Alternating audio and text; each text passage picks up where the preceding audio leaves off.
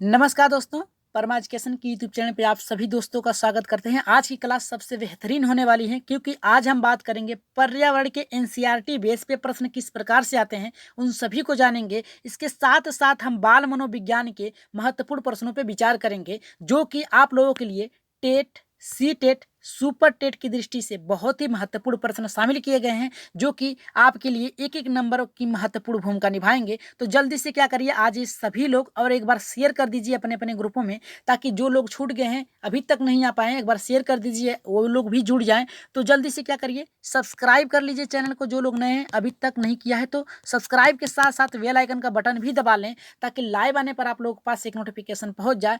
तो शेयर करना न भूलें, जल्दी से शेयर कर दीजिए अपने अपने ग्रुपों में, शेयर कर दीजिए और लाइक करना न भूलें।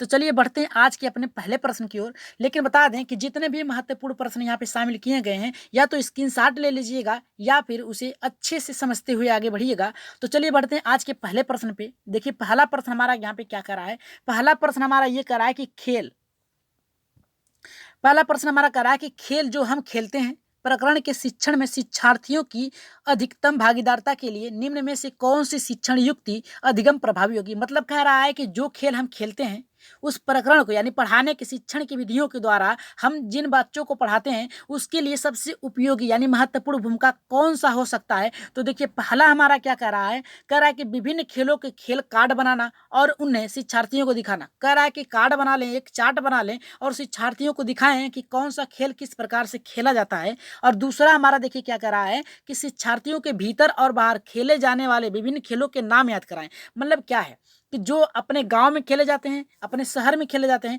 और जो अंतर्राष्ट्रीय स्तर पे खेले जाते हैं उन सभी के नाम बच्चों को याद कराने के लिए कहें। और तीसरा हमारा देखिए क्या कर रहा है कि शिक्षार्थियों को टेलीविजन यानी जो टीवी होती है आपके घर में, एलसीडी होती है, मोबाइल होती है, उसके द्वारा कार्यक्रमों के देखने के लिए कहें। आधारित समान परियोजना कार्य बनाने के लिए यानी पहले बालकों को कहें हम कि आप पहले टेलीविजन देखिए, जो जो खेल खेले जाते हैं, या फिर मोबाइल में देखिए, टेबलेट में देखिए, खेलने के बाद आप उस पर एक कार्य बनाइए। और यहाँ पे देखिए चौथा हमारा यहाँ पे क्या कर रहा है कि शिक्षार्थियों को खेल के मैदान में ले जाना और उन्हें अलग अलग दिनों में अलग अलग खेल खिलाना। मतलब क्या कर रहा है कि प्रैक्टिकल कराना, बालकों को खुद से उस कार्य को करने के लिए कहना जो खेल हम बालकों को एक प्रकरण शिक्षण में लाना चाहते हैं। मतलब क्या है कि बालकों को खुद से कहें कि आप खेलो, खेलने के बाद आप ये अनुभव करो कि कौन सा खेल महत्वपूर्ण है। यानी यहाँ पे देखिए राइट आंसर जो जाएगा हमारा किसके साथ जाएगा, चौथे के साथ जाएगा। राइट आंसर होगा हमारा कौन सा, चौथा होगा। तो चलिए आगे बढ़ते हैं और एक बार शेयर कर दीजिए अपने अपने ग्रुपों में क्योंकि आज के प्रश्न जो होने वाले हैं बहुत ही महत्वपूर्ण होने वाले हैं। तो चलिए देखते हैं दूसरा प्रश्न हमारा यहाँ पे क्या करा। शेयर जरूर करिएगा, सभी लोग शेयर कर दीजिए, जल्दी से सभी लोग शेयर कर दीजिए। चलिए देखते हैं यहाँ पे दूसरा प्रश्न क्या कर रहा है। दूसरा प्रश्न कर रहा है कि आंचल अपनी कक्षा 5 में पर्यावरण अध्ययन की कक्षा में अक्सर गहन जांच पड़ताल करने वाले और कल्पनात्मक प्रश्न पूछती है।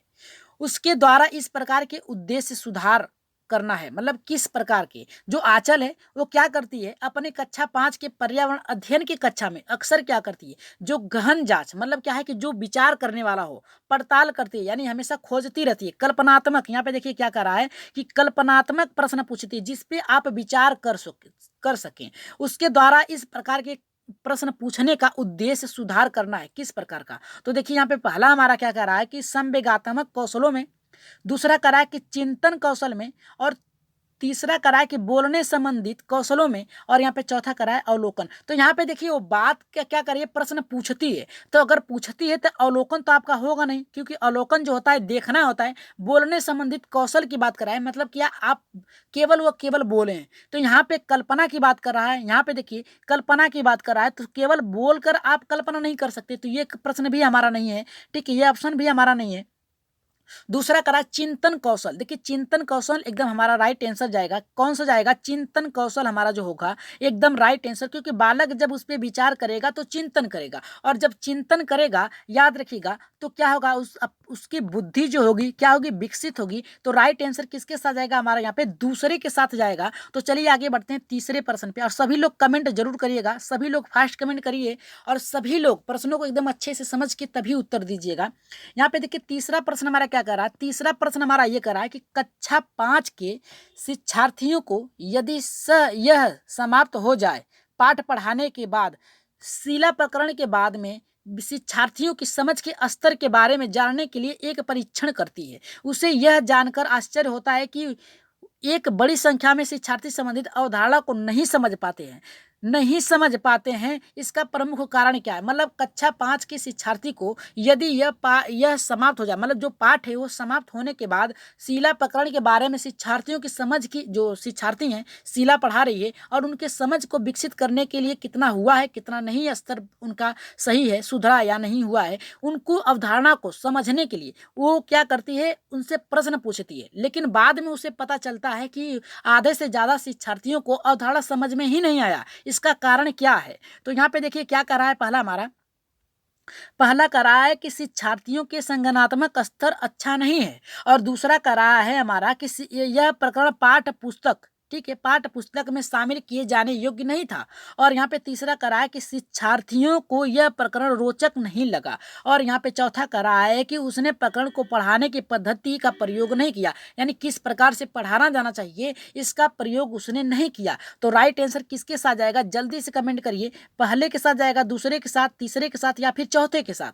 देखिए इसका राइट आंसर जो जाएगा चौथे के साथ जाएगा, क्योंकि उसने वो प्रकरण की संबंधी जो विचार करने योग्य है, जो प्रकरण है, उसको पढ़ाने के लिए सही पद्धति, यानी बालकों किस प्रकार से बालक सीखना चाहता है उस स्तर से नहीं पढ़ाया। जैसे क्या है, छोटे बालक जो होते हैं घर से निकलते तो रास्ते में कई प्रकार की वस्तुओं और चीज़ों को देखते आते हैं, तो हमें क्या करना चाहिए, उन्हीं से संबंधित प्रश्न पूछने चाहिए और उसी के आधार पे क्या करना चाहिए, पढ़ाना चाहिए। जैसे क्या है, अगर आप पर्यावरण की शिक्षिका हैं, आप क्या कर रहे हैं, पढ़ा रहे हैं, ठीक है, पेड़ के बारे में पढ़ा रही हैं, तो बालक क्या है, रास्ते में आते समय घर से बहुत से पेड़ देखा होगा, तो आप उससे सबसे पहले क्या करिए, सही प्रकरण, यहाँ पे क्या करिए, प्रकरण जो दिया है, सही पढ़ाने का पद्धति जो है, आप पहले क्या करिए, उनसे पेड़ के बारे में पूछिए, फिर पूछिए कि उसमें कितने पत्ते हैं, कौन से पत्ते होते हैं, कैसे फल लगते हैं, इसके द्वारा आप पढ़ाएंगे तो बालक को सही से उसके बारे में ज्ञान होगा। तो राइट आंसर किसके साथ जाएगा, हमारा यहाँ पे चौथे के साथ जाएगा। जितने लोगों का चौथा एकदम राइट आंसर है, कमेंट नहीं देख सकते क्योंकि मोबाइल नहीं है। चलिए चौथा प्रश्न देखते हैं। चौथा कह रहा है कि कक्षा 5 की पर्यावरण अध्ययन की पाठ्य पुस्तक के एक पाठ में सर्वेक्षण और लेखन एक भाग का उद्देश्य है। मतलब यहाँ पे कह रहा है कि कक्षा 5 की एक पर्यावरण की अध्ययन पाठ्य पुस्तक है, उसमें एक पाठ दिया गया है जिसमें दिया गया है सर्वेक्षण और लेखन लेखन पर एक भाग उद्देश्य है। मतलब क्या कह रहा है कि पर्यावरण की जो कक्षा है उसमें क्या है, पाठ्य पुस्तक में एक भाग दिया गया है सर्वेक्षण के बारे में, तो उसके द्वारा मुख्य उद्देश्य उसका क्या है। तो यहाँ पे देखिए पहला हमारा क्या कह रहा है, पहला कह रहा है कि शिक्षार्थियों को अवसर उपलब्ध कराना कि वे चीज़ों को खोजें और सीखें। देखिए यहीं पे हमारा उत्तर मिल गया। जहाँ पर भी आपको अवसर नजर आए, जहाँ पर भी उन्हें बालकों को खोज परख करने के लिए दिया जाए, वही आपका उत्तर होगा। अगर आप लोगों को प्रश्न नहीं आ रहा है तो क्या करिएगा, प्रश्न में ढूंढिएगा अवसर, और बालकों के लिए अवसर सबसे उपयोगी होगा। खोज परख खोजिएगा, क्योंकि खोज में बालक अधिक सीखते हैं। तो राइट आंसर किसके साथ जाएगा, आगे न बढ़ने के कारण हम यहीं पे बढ़ेंगे, पहला ही प्रश्न हमारा सही होगा, आगे नहीं बढ़ेंगे। चलिए आगे बढ़ते हैं 5वें प्रश्न पे। देखिए 5वां प्रश्न तो और भी बेहतर है। देखिए क्या करा कि ईवीएस सर्वेक्षण, यहाँ पे करा संक्षेपण, ठीक है, संक्षेपण अर्थ में प्रयुक्त होता है। पहला देखिए यहाँ पे क्या करा है, पहला हमारा कह रहा है कि एनवायरमेंट साइंस, दूसरा करा है कि एनवायरमेंट सोर्सेस, और यहाँ पे तीसरा करा है मेंटल स्टडी, और यहाँ पे चौथा करा है कि एनवायरमेंटल स्किल। तो राइट आंसर यहाँ पे क्या आ जाएगा, जल्दी से कमेंट करिए, इनमें से कौन सा हमारा सही होगा, जल्दी से कमेंट करिए इसका 5वें का। तो देखते हैं सबसे पहले किसका आता है। देखिए पर्यावरण में सो होता ही खोज है, ठीक है, ठीक है, होता ही खोज है, तो पहला तो हमारा गलत है। दूसरा एनवायरमेंटल सोर्सेस, मतलब क्या है, आपकी उसकी उपभोक्ता है, ठीक है, ये गलत है।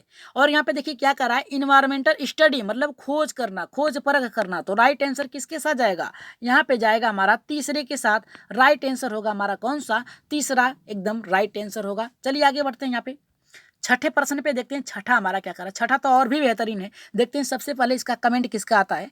कह रहा है कि भारत के मानचित्र में दिल्ली की स्थिति के सापेक्ष हिमाचल प्रदेश, ठीक है, हिमाचल प्रदेश होगा यहाँ पे, हिमाचल प्रदेश की राजधानी शिमला, और मध्य प्रदेश की यहाँ पे, ठीक है, हिमाचल प्रदेश की भोपाल होगा, ठीक है, और यहाँ पे दिया राजधानी शिमला, और मध्य प्रदेश की राजधानी भोपाल क्रमशः स्थिति दिल्ली के हैं। यानी कौन से, मान लीजिए यहाँ पे आपकी दिल्ली है, ठीक है, यहाँ पे आपकी दिल्ली है, और कह रहा है आप उत्तर दक्षिण, पूरब, पश्चिम, ये बना लीजिए। ठीक है, ऐसे बना लीजिए। और आपकी दिल्ली जो यहाँ पे है, ठीक है, कह रहा है यहाँ पे हिमाचल प्रदेश। ठीक है, हिमाचल प्रदेश यहाँ है। ठीक है, यहाँ से आप कह रहा है यहाँ पे कि उत्तर की तरफ हिमाचल है, वहाँ पे कह रहा है कि राजधानी शिमला है। ठीक है, शिमला है। और मध्य प्रदेश की सीधे नीचे आइए, मध्य प्रदेश की राजधानी भोपाल है। और कह रहा है कि क्रमशः दिल्ली की स्थिति क्या होगी। तो यहाँ पे देखिए दिल्ली की स्थिति क्या होगी, हमारी सीधे आ रही है एकदम। तो दक्षिण, यहाँ पे उत्तर और दक्षिण होगा। ठीक है, उत्तर और दक्षिण होगा। राइट आंसर किसके साथ जाएगा, दूसरे के साथ जाएगा। आगे बढ़ते हैं यहाँ पे 7वें प्रश्न पे, देखते हैं 7वां प्रश्न कितने लोगों का सही होता है। देखिए 7वां प्रश्न करा, निम्नलिखित में से कौन सा प्राथमिक स्तर पर पर्यावरण अध्ययन के शिक्षण का उद्देश्य नहीं है। यहाँ पे याद रखिएगा नहीं और हाँ का क्रम देख लीजिएगा, तभी आप प्रश्नों को सॉल्व कर सकते हैं। तो यहाँ पे कहा क्या है हमारा, जरा देखिए यहाँ पे कहा है नहीं की बात किया है। ठीक है, नहीं की बात किया है। तो ऑप्शन में हमारा क्या दिया है कि शिक्षक कक्षा कक्ष में कड़े अनुशासन को सुनिश्चित करे। ठीक है, यहाँ पे पूछा क्या है, एक बार देख लीजिए कि कौन सा प्राथमिक स्तर पर पर्यावरण अध्ययन के शिक्षण का उद्देश्य नहीं है। नहीं की बात किया, प्राथमिक स्तर, प्राथमिक स्तर मतलब होता है 1 से 5 तक। ठीक है, 1 से 5 तक की बात किया है। तो कौन सा नहीं होता है, तो यहाँ पे देखिए क्या कर रहा है, पहला हमारा कह रहा है कि शिक्षक कक्षा कक्ष में कड़े अनुशासन सुनिश्चित करे। अगर कड़े अनुशासन सुनिश्चित करेंगे आप, तो ये देखिए आपकी यही आपका नहीं होना चाहिए। यहाँ पे कड़े अनुशासन नहीं होना चाहिए। और पूछा क्या है, यहाँ पे नेक्स्ट देख लेते हैं क्या कर रहा है।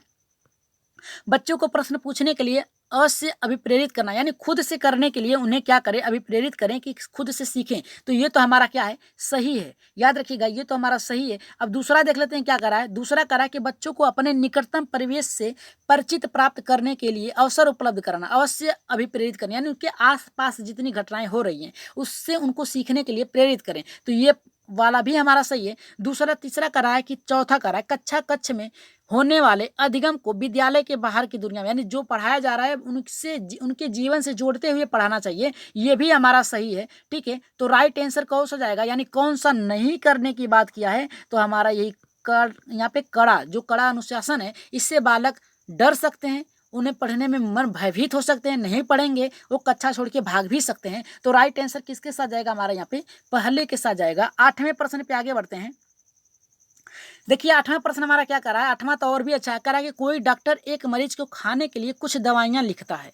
ठीक है, याद रखिएगा कोई डॉक्टर है और मान लीजिए आप ही एक डॉक्टर हैं और किसी को खाने के लिए कुछ दवाइयाँ लिखते हैं और साथ ही गुड़, आंवला और हरी पत्ती पत्तेदार सब्जियां जरूर खाने की सुझाव देते हैं। यह मरीज किस रोग से पीड़ित है। मान लीजिए आप एक डॉक्टर हैं, आपके पास कोई मरीज आ रहा है, तो आप उसे क्या करें, दवाइयों के साथ क्या करें, कौन कौन सी चीज़ वस्तुएं दे रहे हैं खाने के लिए। गुड़ खाने के लिए कर रहे हैं, आंवला खाने के लिए कर रहे हैं और साथ ही हरी पत्तेदार खाने के लिए कर रहे हैं। तो बताइए वो एक व्यक्ति किस रोग से पीड़ित होगा। तो यहाँ पे देखिए क्या कर रहा है, पहला करा है मियादी बुखार, क्या करा है, मियादी बुखार। दूसरा करा है मलेरिया और तीसरा करा है अनेमिया और चौथा करा है कि अनेमिया। ठीक है, ये अनेमिया 4 हो गया है, लेकिन यहाँ पे देखिए इनमें से कोई नहीं रहेगा, याद रखिएगा।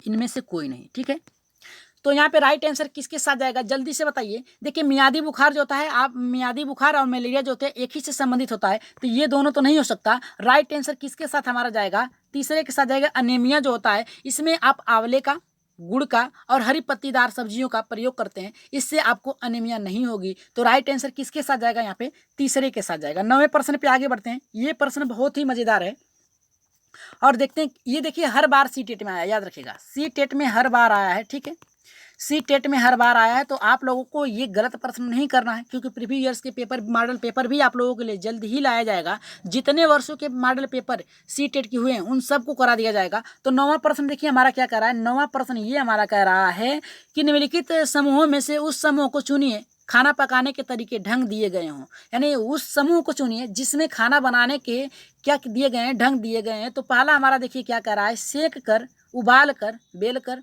और दूसरा करा है कि तल कर, भिगो कर, भून कर। और यहाँ पे तीसरा करा है कि सेक कर, तल कर, भून कर। चौथा करा है कि उबाल कर, गूंथ कर और भून कर। तो राइट आंसर यहाँ पे 9वें का किसके साथ जाएगा, जल्दी से कमेंट करिए जी। 9वें का राइट आंसर किसके साथ जाएगा, तीसरे के साथ जाएगा। एकदम राइट आंसर हमारा कौन सा होगा, तीसरा होगा। किसी भी खाने को क्या करते हैं, पहले सेकते हैं, फिर तलते हैं, फिर भूनते हैं। ठीक है, राइट आंसर किसके साथ जाएगा, हमारा यहाँ पे तीसरे के साथ जाएगा। चलिए आगे बढ़ते हैं यहाँ पे 10वें प्रश्न पे। ये प्रश्न देखिए किसका सही होता है, क्योंकि हर बार ये भी प्रश्न भी आता है। 2 नंबर यहाँ से आता है, याद रखिएगा। सी टेट में कितने नंबर के आते हैं? 2 नंबर के ये प्रश्न पूछे जाते हैं, 2 तरीके से पूछे जाते हैं, ठीक है। तो चलिए देखते हैं इसका राइट आंसर क्या होगा। कह रहा है कि रेगिस्तानी ओक एक पेड़ का नाम है जिनकी जड़ें उस गहराई तक जमीन के भीतर जाती हैं जब तक कि पानी तक न पहुंच जाए। इस पेड़ की जड़ों की गहराई इस पेड़ की ऊंचाई के लगभग 30 गुनी होती है। यह पेड़ कहाँ पर पाया जाता है? देखिए बहुत ही अच्छा प्रश्न है। कह रहा है कि रेगिस्तानी ओक जो है एक देखिए रेगिस्तानी की बात किया है तो याद रखिएगा रेगिस्तान में ही होगा, जिसकी गहराई उसकी जमीन के भीतर जो होती है उसकी, अगर मान लीजिए पेड़ ये है, ठीक है जी, अगर ये मान लीजिए 50 फीट है तो इसकी गहराई, इसकी जो जड़ें हैं ये भी कहाँ तक जाएंगी? 50 तक जाएगा। अगर 30 फीट हैं तो इसकी जड़ें भी कहाँ तक जाएंगी? 30 फीट जाएंगी, ठीक है। तो ये कहाँ पर पाए जाते हैं? तो यहाँ पे देखिए क्या कर रहा है, पहला हमारा कह रहा है ऑस्ट्रेलिया में पाए जाते हैं, दूसरा कह रहा है राजस्थान में पाए जाते हैं, तीसरा कह रहा है अबू धाबी में पाए जाते हैं और चौथा कह रहा है रूस में पाए जाते हैं। तो राइट आंसर यहाँ पे क्या होगा? जल्दी से कमेंट करिए 10वें का आंसर, जल्दी से कमेंट करिए जी। यहाँ पे देखिए रेगिस्तान में पाया जाता है। कहाँ पे? भारत के रेगिस्तान में पाया जाता है ये वृक्ष, ठीक है। कहाँ पाया जाता है? भारत के रेगिस्तान में पाया जाता है, ठीक है। ओक का वृक्ष पाया जाता है कहाँ? राजस्थान, यानी भारत के राजस्थान में, ठीक है। चलिए आगे बढ़ते हैं। खेजड़ी का वृक्ष ऑस्ट्रेलिया में पाया जाता है, ठीक है। चलिए आगे बढ़ते हैं। जिन भाई बहनों ने अभी तक चैनल को सब्सक्राइब नहीं किया है तो जल्दी से क्या करिए, सब्सक्राइब कर लीजिए। आप लोगों को कहना ना पड़े, सब्सक्राइब कर लीजिए। सब्सक्राइब करने के साथ साथ परमा एजुकेशन चैनल को लाइक शेयर और सब्सक्राइब जरूर करिएगा। चलिए आगे बढ़ते हैं, शेयर जरूर करिएगा। अब चलिए बढ़ते हैं अपने यहाँ पे बाल मनोविज्ञान के प्रश्न की ओर, ठीक है। चलिए देखते हैं यहाँ पे पहला प्रश्न हमारा क्या है। 11वां प्रश्न क्या करा? माउंट एवरेस्ट के बारे में सही कथन क्या है? देखिए पहला क्या करा है हमारा, कौन सा सही कथन है? कह रहा है कि यह नेपाल का भाग है, इसकी चोटी जो होती है 8,900 मीटर है। और ये कह रहा है दूसरा कि यह भारत का भाग है जिसकी जो चोटी की ऊंचाई है 9,850 मीटर है। और यहाँ पे तीसरा हमारा जो कह रहा है ये तिब्बत का भाग है, इसकी चोटी की ऊंचाई 9,850 मीटर है। और यहाँ पे चौथा कह रहा है ये जम्मू कश्मीर का भाग है, इसकी ऊंचाई लगभग कितना है? 8,900 मीटर है। तो राइट आंसर यहाँ पे क्या जाएगा? जल्दी से कमेंट करिए। तो इसका 11 का देखते हैं सबसे पहले किसका आता है जी। राइट आंसर कौन सा जाएगा? ऑप्शन में हमारा पहले के जाएगा ये नेपाल में, ठीक है। माउंट एवरेस्ट कहाँ है? नेपाल में। बछेंद्री पाल नेपाल की रहने वाली थी, इन्होंने तिब्बत की ये सबसे पहले क्या की थी, माउंट एवरेस्ट पे चढ़ी थी। इसकी ऊंचाई कितनी है? 8,848 मीटर, न के 8,900 मीटर हो गया है, ठीक है। ये देखिए भारत के भाग नहीं है, याद रखिएगा भारत में नहीं है ये, ठीक है। तिब्बत में भी नहीं है, ये जम्मू कश्मीर में भी नहीं है। राइट आंसर किसके साथ जाएगा? पहले के साथ जाएगा। नेपाल का एक भाग है जिसकी ऊंचाई कितनी है? 8,950, ठीक है। यहाँ पे देखिए क्या करा है हमारा, यहाँ पे नेक्स्ट प्रश्न करा है कांसा 2 धातुओं का मिश्रण है। यह दो धातु हैं, कौन कौन सा है? देखिए पहला क्या करा है हमारा, तांबा और टीन है। दूसरा करा है तांबा और लोहा का आयरन है। तीसरा करा है एल्युमिनियम और टीन है। चौथा करा है कि तांबा और जस्ता है। तो इसका राइट आंसर क्या होगा हमारा जी? 12 का राइट आंसर जल्दी से कमेंट करिए, आप लोग कमेंट करिए इसका राइट आंसर क्या होगा जी। एकदम राइट आंसर, हर बार ये भी पूछा जाता है, ये लगभग 2 ही 3 बार ऐसा होगा जब नहीं पूछा गया हो, लेकिन हर बार पूछा जाता है। ये प्रश्न टेट में भी आया है, याद रखिएगा टेट में भी आया है ये प्रश्न, और यहाँ पे सी टेट में भी आया है, ठीक है। सी टेट दोनों में आया है, तो याद रखिएगा ये प्रश्न बहुत ही वेरी वेरी इंपॉर्टेंट है। तो याद रखिएगा तांबा और टीन का मिश्रण होता है कांसा, ठीक है। चलिए आगे बढ़ते हैं दूसरे प्रश्न पे। 13वां प्रश्न देखिए हमारा क्या कह रहा है कि कुछ पक्षी हमारी तुलना में 4 गुनी अधिक दूरी तक देख सकते हैं। ये पक्षी कौन कौन से हैं? तो पहला यहाँ पे कह रहा है कि बाज, कबूतर, तोता। तीसरा कह रहा है चील, बाज, गिद्ध। और यहाँ पे चौथा कह रहा है कि फाख्ता, कौवा, मोर। और यहाँ पे चौथा कह रहा है कि कौवा, चील, बुलबुल, ठीक है। तो राइट आंसर यहाँ पे आप लोग जान ही गए होंगे। राइट आंसर किसके साथ जाएगा? पहले के साथ जाएगा। किसके साथ जाएगा? पहले के साथ न जाकर यहाँ पे राइट आंसर किसके साथ जाएगा? दूसरे के साथ जाएगा। किसके साथ जाएगा? दूसरे के साथ जाएगा। राइट आंसर हमारा कौन सा होगा? दूसरा, चील, बाज, गिद्ध, ठीक है। यहाँ पे कह रहा है हमारी तुलना में, याद रखिएगा यहाँ पे हमारी जो तुलना है हमसे 4 गुनी अधिक देखते हैं। याद रखिएगा पक्षियों के कितने पैर होते हैं? यहाँ पे 2 होते हैं। कितने कान होते हैं? 2 होते हैं। 2 + 2 कितना होता है? 4। बस इतना याद रखिएगा। और अगर पशुओं के पूछ दिए जाए, जानवरों के पूछ दिए जाए, तो जानवरों के कितने यहाँ पे टांग होते हैं? ठीक है 4 होते हैं। और कान कितने होते हैं? 2 होते हैं। 4 2 6 गुना अधिक देखते हैं यहाँ पे पशु, यानी जो जानवर हैं हमसे कितना देखते हैं? 6 गुना। पक्षी जो होते हैं ये 4 गुना अधिक दिखते हैं। ठीक है, तो राइट आंसर किसके साथ जाएगा? पहले के दूसरे के साथ जाएगा। आगे बढ़ते हैं। देखिए ये प्रश्न भी बहुत ही अच्छा है।